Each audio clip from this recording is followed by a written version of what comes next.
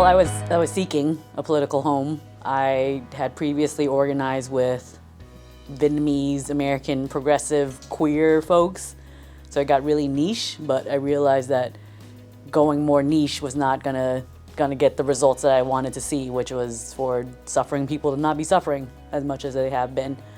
I was a young man in Catholic high school with a sneaking sense of bullshit that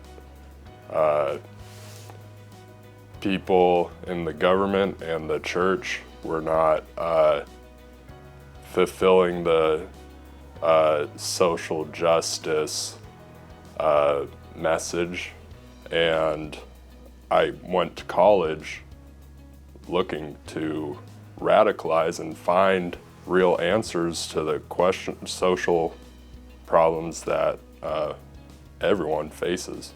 In a way where it's kind of like, I describe it as like you're elbow to elbow with your comrades, right? As opposed to other places where I felt that it was a little more bureaucratic and sterile.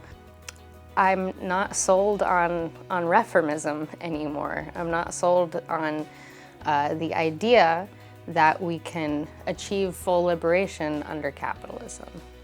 My family and I myself from the Dominican Republic. 5 years after the Cuban Revolution, there was a lot of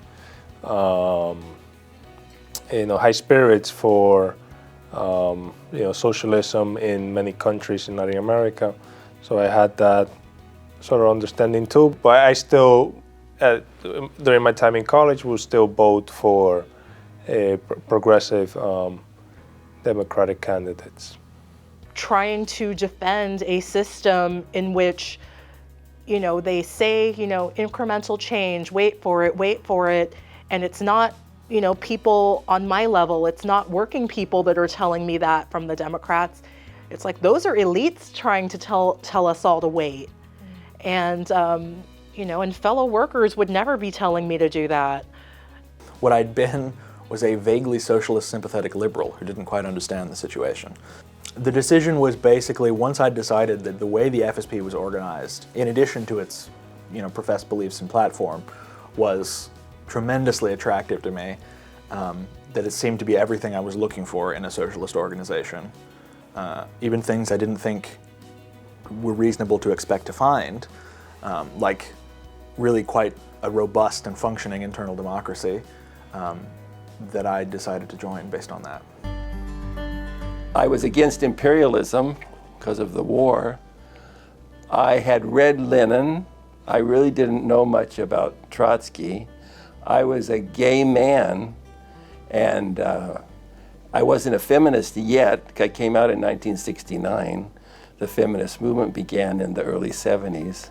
There were socialists around, but none of them had asked me to join, and none of them were really open to my being a gay liberationist, a gay militant. I had parents, once again, who were migrants. We were very poor. I experienced and witnessed what it's like living in those situations as far as not being able to make ends meet, going without water or food sometimes, watching my parents work multiple jobs and still not have anything left over, for their retirement. Having some experience with other progressive left organizations in the area, I came away from them feeling that on many levels they had the right goals in mind, but I did not feel that they were listening to me. I did not feel that I was valued as an equal member. When I started to look more closely at what the FSP chapter was presenting to me, I noticed that I didn't get those feelings. I noticed that I felt more like I belonged there as a contributor, not just as an observer. The routinism of working as a secretary and not putting much understanding or or my value, I guess, as a person, of what labor and my being a woman of color and Asian American, and how that all connected, and that feelings like I had been silenced for many, many years. In the party, there's always time to discuss right after certain movement work, right? Certain actions, that are important to the community, right? Community safety and police accountability and how to get them better. We found Radical Women through a newspaper item for a meeting, and it just was fabulous. The connection of socialism, feminism, anti-war activism, and through them, through Radical Women, we learned of the Freedom Socialist Party. So it was a great excitement, and they were happy to have young women there. They thought this was exciting, and they put us to work. What ultimately convinced me to join the party is the organization and the effectiveness of the party. You have members that are veterans of every social movement in the party who have fought all the fights that I'm looking to fight. Through theory and action, I began to put together a way forward on how working people can do it for themselves and solve their own problems. I was taken by the people, their humanity.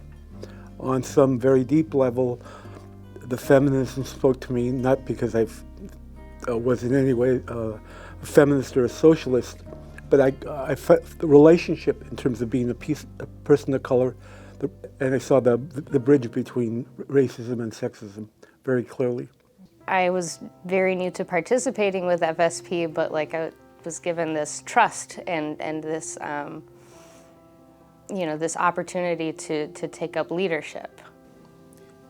The more I felt like I was contributing to something, the more secure I felt that I'd made the right decision.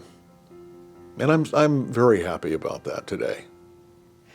And so it took a while for me to develop confidence and knowledge based on my own concrete experiences. And then at some point, and this was still in the 70s, but we started learning about new neo-Nazis organizing and fascist organizing. And I thought, this is really serious. We really have to be very well organized. And I thought, oh, that's what the party's for, to really be ready to have that kind of serious confrontation. And so that's what made me realize there was a step up in the role of a radical party as opposed to a mass women's organization.